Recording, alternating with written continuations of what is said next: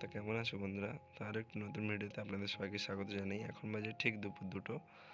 তো আবারও চলে এসেছি ডিউটি, কালী মায়ের দর্শন করে ডিউটি শুরু করলাম।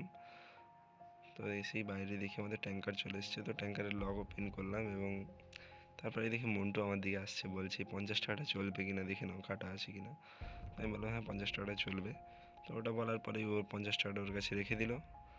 রেখে দেওয়ার পরে আমাদের ট্যাঙ্কার যেহেতু লক ওপেন হয়ে গেছে, তাই সুরাদা উঠেছে ট্যাঙ্কের ওপরে ডিপ নিতে। সুরাদা তখন ডিপটা নিক এবং তারপরে বিকাশ দা এবং অসীম দা দুজনেই চলে এসেছে ডিকান্ডেশন পাইপ নিয়ে, যেহেতু ডিকান্ডেশন হবে। তো ডিকান্ডেশন হবে যেহেতু, তাই আমি অটোমেশন ডিপটা দেখে নিলাম।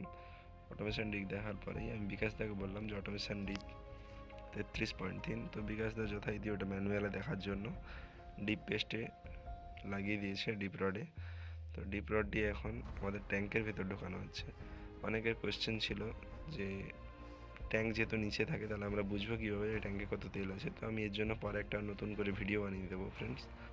তো এখন ম্যানুয়াল ডিপ নেওয়া হয়ে গেছে যেহেতু, তারপরে ম্যানুয়াল ডিপ নেওয়া হয়ে গেলে বা ডিকন্ডিশনটি চালু হলে, যে দেখতে পাচ্ছি ফ্রেন্ডস অটোমেশনে দেখাচ্ছে ডিকন্ডিশন ইন প্রোগ্রেস, তার মানে অলরেডি ডিকন্ডিশন চলছে। তো ততক্ষণ ডিকন্ডিশনটা হোক, আর তোমরা পেজটিকে ফলো করে দাও যদি নতুন হয়ে থাকো। যদি ইউটিউবে ভিডিওটি দেখে থাকো তাহলে চ্যানেলটিকে সাবস্ক্রাইব করে দাও। আজকের মতো এটুকুই, দেখা হচ্ছে পরের ভিডিওতে। টাটা।